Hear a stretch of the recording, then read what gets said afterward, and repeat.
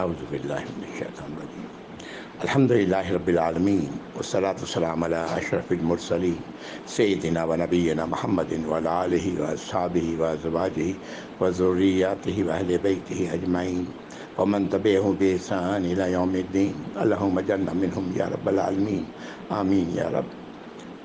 اعوذ باللہ من الشیطان الرجیم رب اشرح لی صدری ویسر لی امری واحلل عقدۃ من لسانی یفقہوا قولی اللہم اجعل ھذا لوجہک الکریم لا ریاء فیہ ولا سمعہ یا رب العالمین۔ ربنا تقبل منا انک انت السمیع العلیم وتب علینا انک انت التواب الرحیم۔ السلام علیکم ورحمۃ اللہ وبرکاتہ۔ پچھلی نشست میں ہم لوگوں نے سورۃ الحج مکمل کیا تھا۔ انشاءاللہ آج اس کے بعد کی سورۃ المؤمنون ہم لوگ پڑھیں گے، لیکن اس کے سورۃ المؤمنون کو شروع کرنے سے قبل میں چاہتا ہوں کہ ایک بار دائرانہ نظر سورۃ الحج کے مضامین پر ڈال لیا جائے۔ میں نے قبل ہی عرض کیا تھا کہ سورت سے خاص لگاؤ میں اپنے اندر محسوس کرتا ہوں، تو میری یہ خواہش ہے کہ میں اسے کم سے کم وقت میں اس صورت پر ایک دائرانہ نظر ڈالتے ہوئے آگے بڑھوں۔ اللہ تعالیٰ میرے لیے آسانی فرمائیں اور توفیق عطا فرمائیں، آمین۔ اس صورت کی پہلی ہی آیت تمام انسانوں سے مخاطب ہے، اور اللہ تعالیٰ فرما رہے ہیں کہ اپنے رب کی سزا سے اپنے آپ کو بچاؤ۔ قرآن کریم میں 23 بار اللہ رب العزت نے انسانوں کو مخاطب کیا ہے، کہیں اے لوگو یا ایھا الناس، کہیں یا بنی آدم کہہ کے۔ قرآن پاک میں 11 بار اللہ تعالیٰ نے ان لوگوں کو مخاطب کیا ہے جو اہل کتاب ہیں، یا بنی اسرائیل کہا گیا یا اہل الکتاب کہا گیا، اور 89 ٹائمز، ایک کم 89 ٹائمز اللہ تعالیٰ نے ایمان والوں کو مخاطب کیا ہے، آواز دے کے کچھ فرمایا ہے۔ اس کے علاوہ 28 بار نبی کریم صلی اللہ علیہ وسلم کو انسانوں کو بتانے کے لیے کچھ کہا گیا کہ آپ یہ لوگوں کو بتا دیں۔ اللہ نے خود مخاطب ہونے کے بجائے نبی کریم صلی اللہ علیہ وسلم کو مخاطب ہونے کے لیے کہا۔ یہ تمام انسانوں کو مخاطب کر کے یا ایمان والوں کو مخاطب کر کے اللہ رب العزت نے نبی کریم صلی اللہ علیہ وسلم کو اس کا حکم فرمایا۔ قرآن کریم میں 18 بار، اس میں 2 بار ازواج مطہرات ہیں، یعنی نبی کریم صلی اللہ علیہ وسلم کو 16 بار اور 2 بار ازواج مطہرات کو مخاطب کر کے کچھ باتیں لوگوں تک بتانے کی بات کی گئی۔ اور آخرت میں اللہ تعالیٰ نے 5 بار آخرت میں خطاب ہے جو ایمان والوں کے لیے بھی ہے اور ایمان والے نہ رہے ان کے لیے بھی ہے۔ یہ جو میں نے تفصیل آپ کو بتائی ہے، اس لیے بتائی کہ کیا تمام انسان اس بات کا حق نہیں رکھتے کہ اس قرآن میں اللہ نے کیا کہا ہے، کیا مخاطب کیا ہے انہیں، اس کو جانیں؟ کیا اہل کتاب اس بات کا حق نہیں رکھتے کہ وہ قرآن میں جو کچھ انہیں مخاطب کر کے کہا گیا ہے وہ جانیں؟ اور اس سے بڑھ کر کیا ایمان والے اس بات کا ان پر اس بات کی ذمہ داری عائد نہیں ہوتی کہ وہ جانے کہ اللہ رب العزت نے 89 ٹائمز انہیں مخاطب کر کے کچھ کہا ہے؟ یہ ساری باتیں میں نے اس لیے عرض کی کہ وہ لوگ جو کہتے ہیں کہ قرآن علماء کی سمجھنے کی چیز ہے، آپ بس ناظرہ پڑھ لیں، اللہ تعالیٰ ان سب کو سمجھ عطا فرمائے۔ اس سے زیادہ میں اور کوئی بات نہیں کروں گا۔ سورۃ الحج کی آیت نمبر 1 اور 2 میں اللہ رب العزت نے ایک زلزلے کا نقشہ کھینچا ہے اور اس سے بچنے کے لیے کہا ہے کہ یہ زلزلہ عظیم ہوگا۔ یہ غالباً اس پہلے سور کی بات ہے جب اسرافیل علیہ السلام کو حکم دیا جائے گا، اللہ حکم دیں گے اور وہ پہلی بار سور پھونکیں گے تو یہ افراتفری پھیلے گی۔ یہ میں نے اس طرح کا نقشہ آپ عام زلزلوں کی کیفیت میں بھی جن لوگوں نے دیکھا ہے وہ جانتے ہیں۔ آیت نمبر 3 اور 4 میں اللہ تعالیٰ نے وارن کیا ایسے لوگوں کو کہ وہ ہوش میں آئیں جو اللہ کی ہدایات پر جھگڑتے ہیں کسی علم کے بغیر، اور در حقیقت وہ پیروی کر رہے ہوتے ہیں اس شیطان کی جو دھتکارا ہوا ہے اس کی۔ اور جو بھی اللہ تعالیٰ فرماتے ہیں جو بھی اس کی پیروی کرے گا اس نے تو انہیں جہنم میں لے کر جانا ہی، جائے بغیر نہیں چھوڑنا، وہ انہیں جہنم میں لے جا کر ہی دم لے گا۔ آیات 5 سے لے کر کے 7 تک ایک بار پھر اللہ تعالیٰ نے تمام انسانوں کو مخاطب کیا ہے، اور اس بات کو کہ اللہ تعالیٰ دوبارہ زندہ کریں گے، اور اس کی مثال اللہ رب العزت نے انسان کی اپنی تخلیق سے دی کہ کس طرح اللہ تعالیٰ نے الگ الگ مراحل سے گزار کر انسان کی تخلیق فرمائی ہے۔ پھر بارش کی مثال دی، کس طرح بارش مردہ زمین کو زندہ کر دیتی ہے اور طرح طرح کے پھل اور پودے اگا دیتی ہے، اور اللہ تعالیٰ ہر چیز پر قادر ہیں، وہ یقیناً زندہ کریں گے مردوں کو، اور وہ جب وہ گھڑی آئے گی جس میں کوئی شک نہیں، یعنی آخرت کی وہ گھڑی، تو اللہ تعالیٰ سبوں کو قبروں سے نکال لیں گے۔ آیت 8 سے لے کے 10 پھر ایک بار اللہ رب العزت نے ایسے لوگوں کا ذکر کیا انسانوں میں سے جو اللہ کی ہدایات پر جھگڑتے ہیں، نہ ان کے پاس کوئی علم ہے، نہ ہدایت ہے، اور نہ ان کے پاس کوئی کتاب ہے۔ ایسے لوگوں کو کی سزا آخرت میں ان کو ملے گی، اور اللہ تعالیٰ انہیں آگ کے عذاب کا مزہ چکھائیں گے، اور یہ سب کچھ اس لیے ہوگا کہ انہوں نے خود اس کی کمائی کی ہوگی، وہ خود اس کے مستحق بنے ہوں گے۔ اللہ تعالیٰ ہم سب کو محفوظ رکھیں آگ کے مستحق بننے سے، یا رب العالمین، آمین۔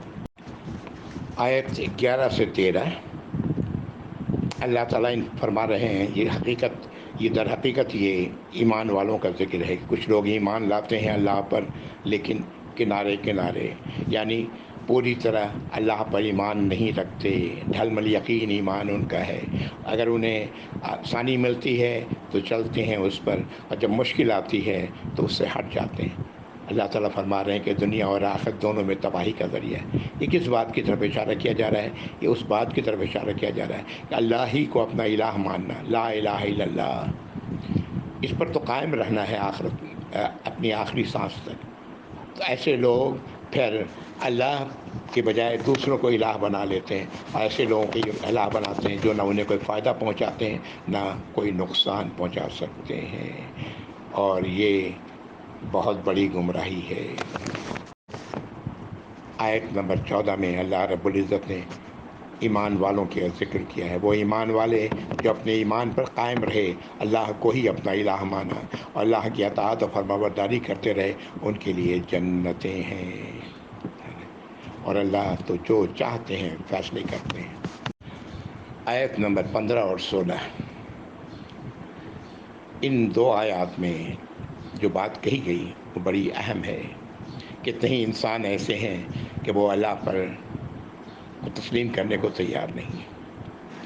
تو ان دو آیات سے واضح ہوتا ہے کہ اللہ تعالیٰ نے جو قوانین، مادی قوانین بنائے ہیں، مادی قوانین جتنے بھی ہیں وہ اللہ ہی نے بنائے ہیں، اسی طرح اللہ نے اخلاقی قوانین بھی بنائے ہیں۔ مادی قوانین کا نتیجہ انسان کو اس کے سامنے آ جاتا ہے، اور اخلاقی قوانین کا نتیجہ آخرت میں ظاہر ہوگا، اور اللہ تعالیٰ فرماتے ہیں کہ یہ سمجھ انہی کو عطا ہوتی ہے جو اس کی طلب رکھتے ہیں، ہدایت کی طلب رکھتے ہیں۔ اور آیت نمبر 17 میں فرمایا اللہ رب العزت نے، چاہے وہ کوئی بھی ہو، یہود ہو، بے دین ہو، مجوس ہو، یا عیسائی ہو، اور یا شرک کرنے والے لوگ ہوں، اگر یہ ایمان لے آئیں تو الحمدللہ، اور نہیں لاتے تو اللہ تعالیٰ ان کے درمیان فیصلے فرمائیں گے قیامت کے دن۔ آیت نمبر 18 میں فرمایا جا رہا ہے کہ پوری کائنات اللہ کے آگے سر بسجود ہے، اللہ کی اطاعت و فرمانبرداری کر رہی ہے، تو اے با اختیار مخلوق انسان اور جن، تم بھی اللہ ہی کی اطاعت و فرمانبرداری کرو، اللہ کے آگے جھک جاؤ، سجدہ ریز ہو جاؤ۔ آیات 19 سے لے کے 24 تک ایک وہ لوگ ہیں جو اپنے رب کے معاملے میں جھگڑتے ہیں، یعنی رب کی ہدایات کو تسلیم نہیں کرتے، ان کے بارے میں اللہ تعالیٰ فرما رہے ہیں کہ ایسے لوگ جو اپنے رب کی ہدایات کو تسلیم کرنے کے بجائے الٹا جھگڑا کھڑا کرتے ہیں، ایسے لوگوں کے لیے جو کپڑے پہنائے جائیں گے وہ آگ کے ہوں گے، اور انہیں باقاعدگی سے تراشا جائے گا جیسے کہ کپڑے تراشے جاتے ہیں، یعنی پورے جسم پر اس طرح کے آگ کے کپڑے جسم کے ہر حصے کو چھپائے ہوں گے۔ آگ اللہ تعالیٰ محفوظ رکھے۔ ان کے لیے ہتھوڑے ہیں، اور حد جب جہنم سے نکلنا چاہیں گے تو نہیں نکل سکیں گے اور دوبارہ اسی میں ڈال دیا جائے گا۔ اور دوسری طرف اللہ تعالیٰ فرماتے ہیں ان لوگوں کی بات جو ایمان والے ہیں اور اللہ کی اطاعت و فرما برداری کرنے والے ہیں، ان کے لیے جنت میں ان کے لیے تکریم عزت ہوگی، اور ایسے لوگوں کو اللہ تعالیٰ ان کی قول کی وجہ کر انہیں سیدھے راستے کی طرف ہدایت فرماتے ہیں۔ یہ قول کیا ہے؟ لا الہ الا اللہ، اس پر قائم رہنے والے لوگ، ان کے بارے میں اللہ تعالیٰ فرما رہے ہیں۔ آیات 25 سے لے کر کے 37 تک ان کا تعلق مسجد حرام سے ہے، ابراہیم علیہ السلام کی اور بیت اللہ اور حج سے ہے یہ، اور حج کی قربانی سے، حج کے مناسک سے ہے، اور یہ جتنے بھی حج کے مناسک یہاں بتائے گئے ہیں ان سب کی وضاحت نبی کریم صلی اللہ علیہ وسلم نے حجۃ الوداع میں اس کے مطابق عمل کر کے بتائی، اور آپ نے بار بار اس بات کا اعلان کیا کہ مجھ سے حج کے مناسک سیکھ لو، کیا پتہ میں آئندہ تمہارے ساتھ حج کر سکوں یا نہ کر سکوں۔ اس سلسلے کی آخری آیت بہت اہم ہے، جس کی طرف توجہ آج نہیں دی جاتی۔ قربانی کا جانور خواہ وہ حج کے لیے ہو یا عید الاضحیٰ کی قربانی کے لیے ہو، اللہ تعالیٰ نے صاف لفظوں میں بتا دیا کہ نہ اللہ کے پاس ان قربانی کے جانوروں کا گوشت پہنچتا ہے نہ خون، لیکن تمہارا تقویٰ پہنچتا ہے کہ تم اللہ کی ناراضگی سے بچ کر کے کس طرح ان کی قربانیاں کرتے ہو۔ آج تو ان کا مظاہرہ کیا جاتا ہے، اخبارات میں خبریں آتی ہیں کہ فلاں نے اتنے لاکھ کا جانور لیا۔ اللہ تعالیٰ ان سب کو سمجھ عطا فرمائے یا رب العالمین۔ آیت نمبر 38 میں بڑی اہم بات کہی ہوئی کہ اللہ تعالیٰ ایمان والوں کی کو کا دفاع کرتے ہیں، ایمان والوں کی حفاظت کرتے ہیں، ایمان والوں کے دشمنوں سے خود مدافعت کرتے ہیں، اور بے شک اللہ تعالیٰ یہ ایسے لوگ جو خیانت کرنے والے ہیں اور کفر کرنے والے ہیں، ایسے لوگوں کو تمام لوگوں کو اللہ تعالیٰ پسند نہیں کرتے، خواہ وہ کوئی بھی ہو، ایمان کا دعویٰ کرنے والا ہو یا ایمان کا دعویٰ نہ کرنے والا ہو۔ جب ایمان کی بات آتی ہے تو یاد رکھیں لا الہ الا اللہ، کوئی الہ نہیں سوائے اللہ کے، اور محمد رسول اللہ، محمد صلی اللہ علیہ وآلہ وسلم اللہ کے رسول ہیں، یہی ایمان کی بنیاد ہے۔ آیات 39 سے لے کر کے 41 تک، آیت نمبر 38 میں جو بات کہی گئی یہاں پر اسی کی وضاحت ہے ان آیات میں، اور کہا جا رہا ہے ایمان والوں کو کہ جنگ کرو ظالموں کے ساتھ، اور اللہ تعالیٰ تمہاری مدد کرنے پر قادر ہیں۔ یہ وہ لوگ ہیں جنہوں نے تمہیں نکالا تمہارے گھروں سے، اس بات پر کہ تم نے کہا کہ میرا رب اللہ ہے، اور پھر اللہ تعالیٰ فرماتے ہیں کہ اگر انسان کی اللہ تعالیٰ مدد نہ کرتے، مدافعت نہ کرتے لوگوں کی، تو زمین پر کوئی ایسی جگہ نہیں بچ جاتی جہاں اللہ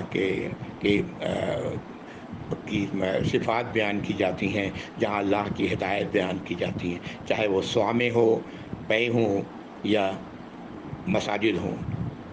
اللہ تعالیٰ اس طرح ایمان والوں کی مدد کرتے ہیں، اور پھر آخر میں ایک جو اصولی بات اللہ نے فرما دی کہ اللہ تعالیٰ کی جو بھی مدد کرے گا اللہ تعالیٰ اس کی مدد کرتے ہیں جو اللہ کی مدد کرتا ہے، یعنی اللہ کے دین کی مدد کرتا ہے، اور اللہ دین کی مدد دین پر چلتا ہے اور لوگوں کو دین کی طرف بلاتا ہے۔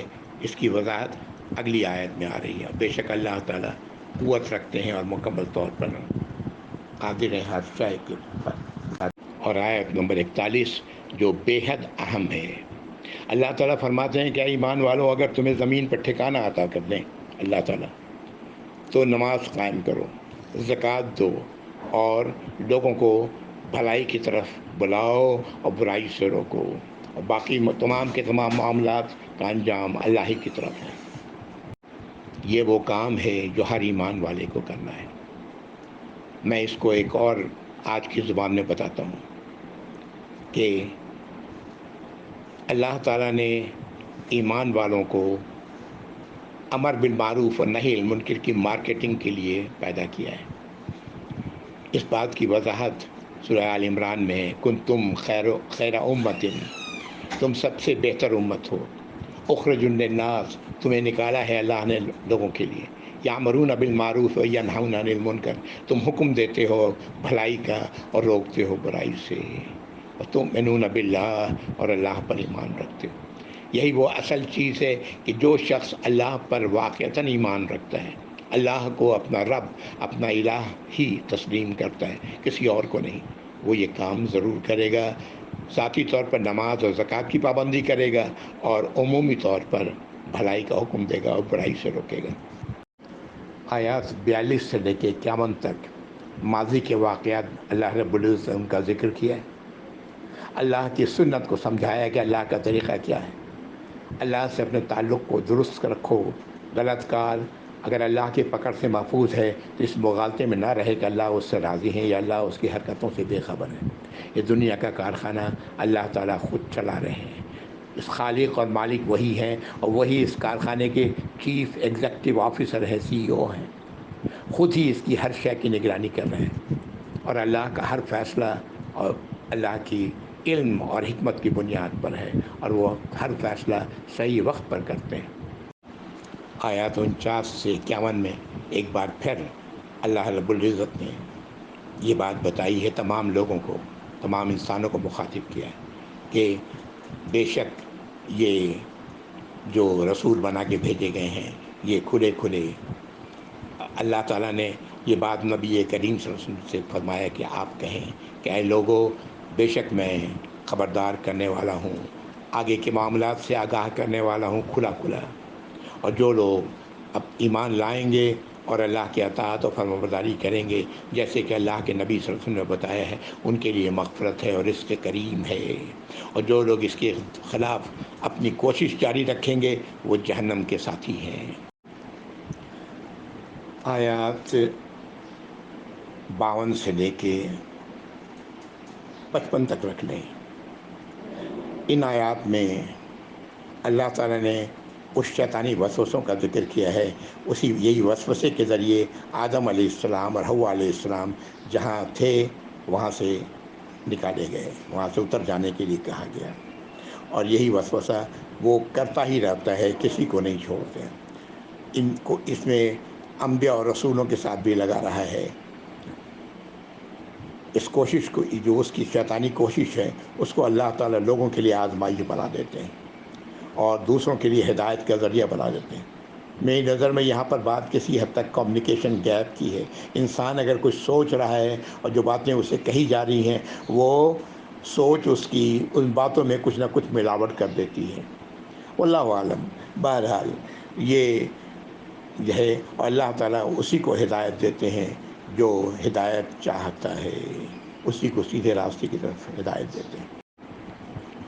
آیت نمبر 55 سے لے کے آگے کی کچھ آیات جہاں پر میں رکوں گا، بتا دوں گا کون سی آیت تھی یہ، کہ اللہ تعالیٰ فرما رہے ہیں کہ یہ کفر میں جو لوگ مبتلا ہیں، اللہ کی نافرمانی میں مبتلا ہیں، چاہے وہ تسلیم نہ کریں اللہ کی ہدایت کو، یا تسلیم کرنے کے باوجود کچھ پر عمل کریں کچھ پر نہ کریں، اللہ تعالیٰ فرماتے ہیں کہ یہ قیامت تک، وہ گھڑی ہے اپنی موت تک، یہ اسی طرح شک و شبہ میں مبتلا رہیں گے، اور پھر قیامت کے دن اللہ تعالیٰ فیصلہ کریں گے، اس دن مکمل اختیار اللہ ہی کا ہوگا، اور جو لوگ ایمان والے ہوں گے وہ جنتوں کے باغوں میں ہوں گے نعمتوں سے بھرے ہوئے، اور جو لوگ کفر میں مبتلا ہوں گے، جھٹلائیں گے اللہ کی آیات کو، ایسے لوگ، ان کے لیے رسوا کرنے والا عذاب ہوگا۔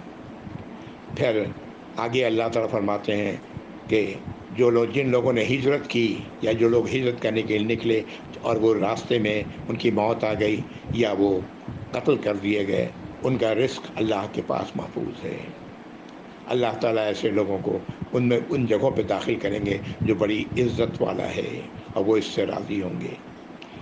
اس کی آگے اللہ تعالیٰ فرماتے ہیں کہ ایسے لوگوں کی کا معاملہ یہ ہے کہ جب ان پر کوئی ظلم کیا جاتا ہے تو یہ اپنے ظلم کا بدلہ لیتے ہیں، لیکن ساتھ ہی اللہ تعالیٰ فرما رہے ہیں کہ اللہ تعالیٰ درگزر کرنے والے اور مغفرت فرمانے والے ہیں۔ تو اللہ تعالیٰ آگے اپنی قدرت کا بیان کرتے ہیں، قدرت کہ اللہ تعالیٰ دن اور رات کے ایک دوسرے میں پر ہوتے ہیں۔ اللہ تعالیٰ سب سے بڑی سچائی ہے، اور جو اس کے علاوہ جو بھی اللہ کی مخالفت میں بلانے والے ہیں وہ سب باطل ہیں۔ اللہ تعالیٰ سب سے بلند اور سب سے برتر ہے۔ یہ آیت نمبر 62 تھی۔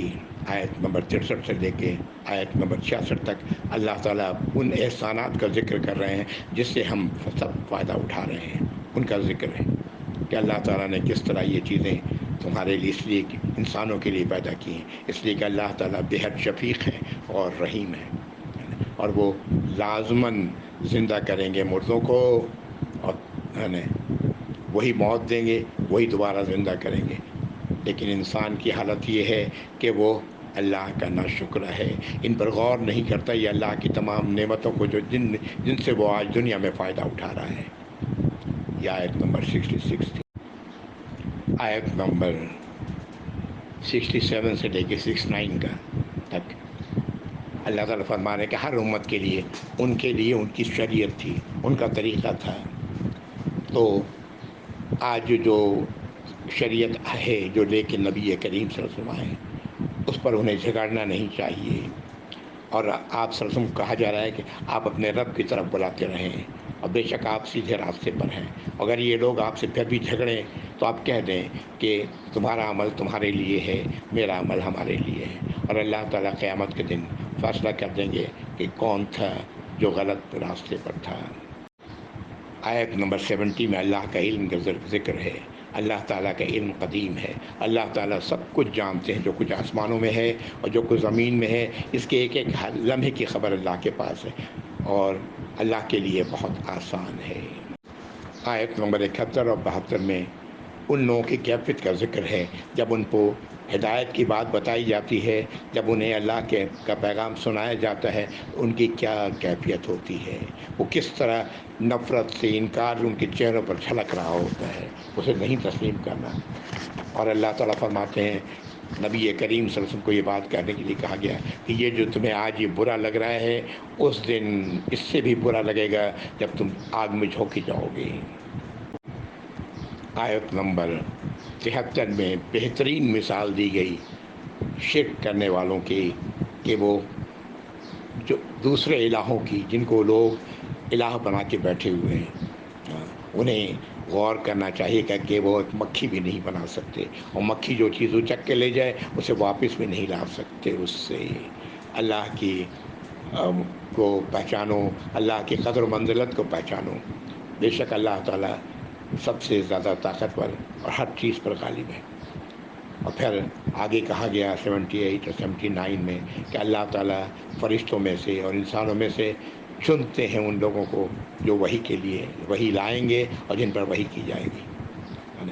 اللہ تعالیٰ کا علم، اللہ تعالیٰ جانتے ہیں ہر وہ چیز جو کسی نے بھی کیا ہے یا جو وہ آئندہ کرے گا، اور تمام کے تمام معاملات اللہ ہی کی طرف لوٹائے جاتے ہیں۔ یہ آیت نمبر 76۔ آیت 77 اور 78 آخری آیت اس سورت کی، اللہ تعالیٰ فرما رہے ہیں کہ ایمان والو جھک جاؤ، رکوع کرو، سجدہ کرو، اللہ کی اپنے رب کی اطاعت و فرما برداری کرو، اور وہ کام کرو جو بھلا ہے، یعنی میری اطاعت و فرما برداری کرو، اپنے رسول کی تعلیمات پر عمل کرو تاکہ تم کامیاب ہو۔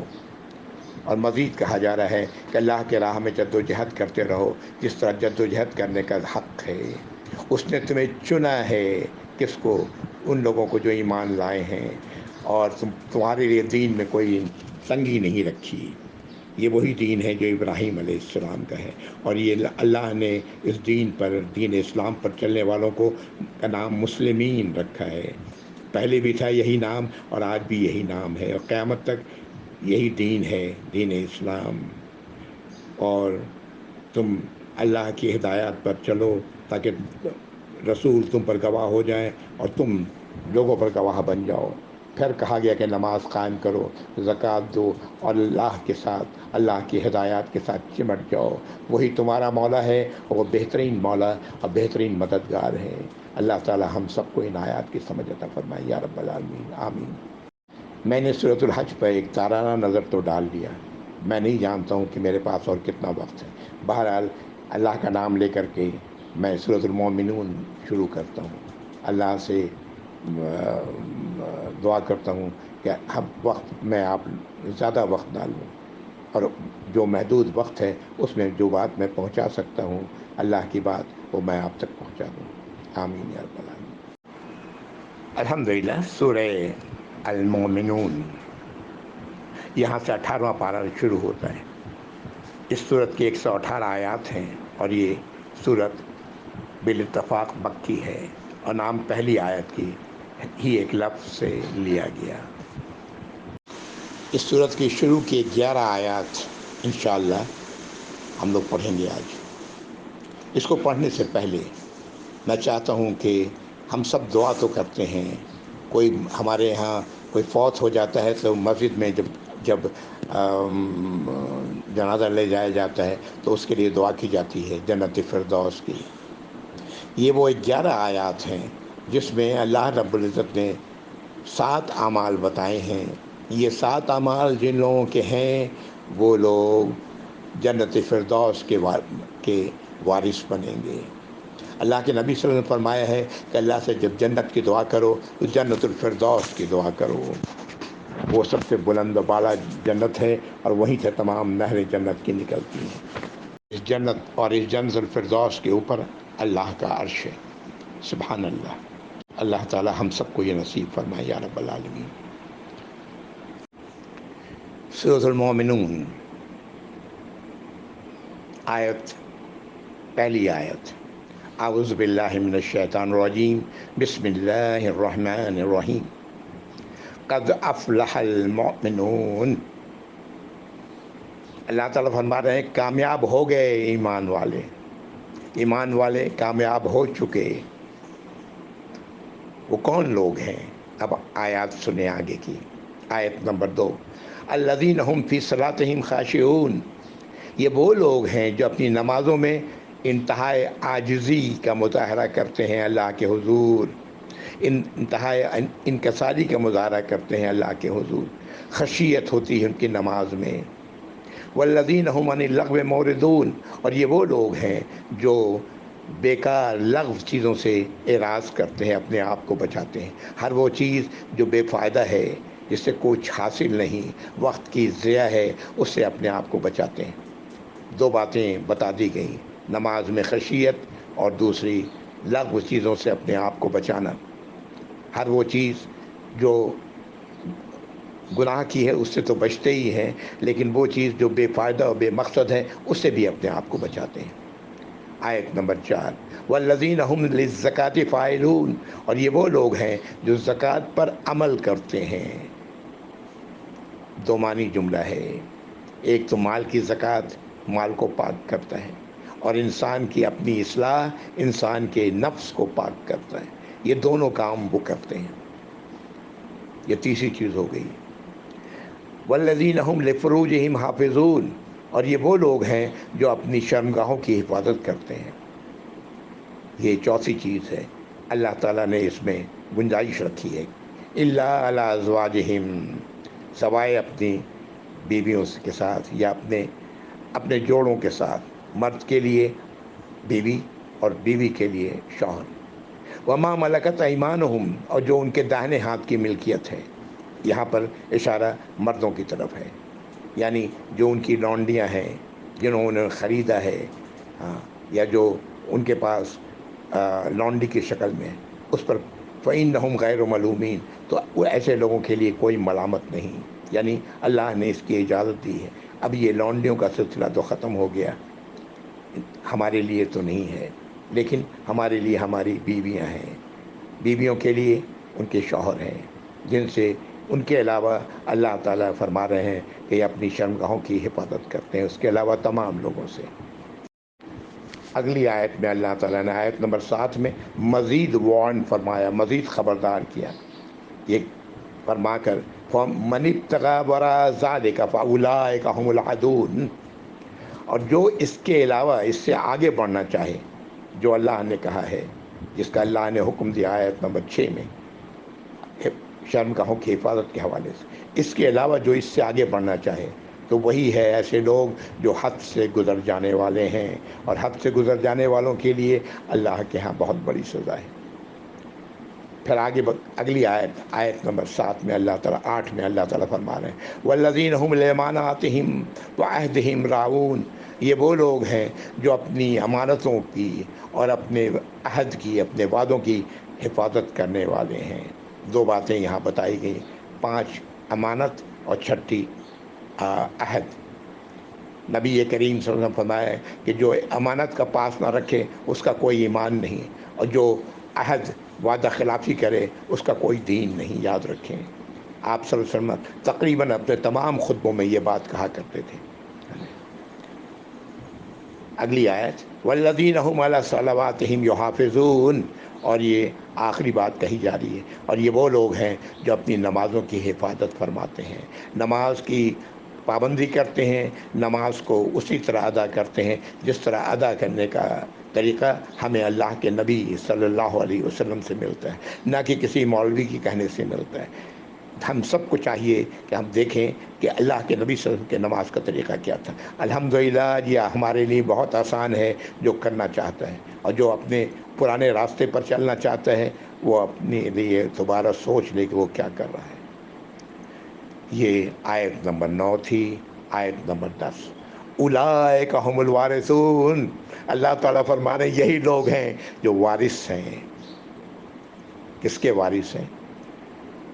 اگلی آیت نمبر 11 الذین یرثون الفردوس، یہ وہ لوگ ہیں جو جنت فردوس کے وارث بنیں گے۔ ہم فیہا خالدون، اس میں وہ ہمیشہ ہمیشہ رہیں گے۔ اللہ تعالی ہم سب کو جنت الفردوس کا وارث بننے کی توفیق عطا فرمائے۔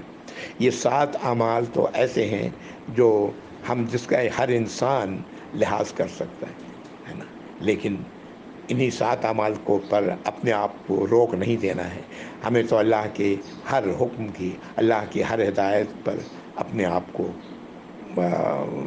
قائم رکھنا ہے، اور سب سے بڑی بات کہ اللہ کی ناراضگی سے اپنے آپ کو ہمیشہ بچائے رکھنا ہے۔ جنت یاد رکھیں متقیوں کے لیے ہیں، اللہ نے بار بار یہ بات بتائی، متقیوں کے لیے ہے۔ متقی کون ہے؟ جو اللہ کی ہدایات سے، اللہ کی نافرمانیوں سے، نبی کریم صلی اللہ علیہ وسلم کی نافرمانیوں سے اپنے آپ کو بچانے والا ہے، اور بچاتا وہی ہے جو صحیح کام کرنا چاہتا ہے۔ جو صحیح کام نہیں کرنا چاہتا وہ نافرمانیوں کی پرواہ نہیں کرتا۔ اللہ تعالی ہم سب کو اس بات کی سمجھ عطا فرمائے۔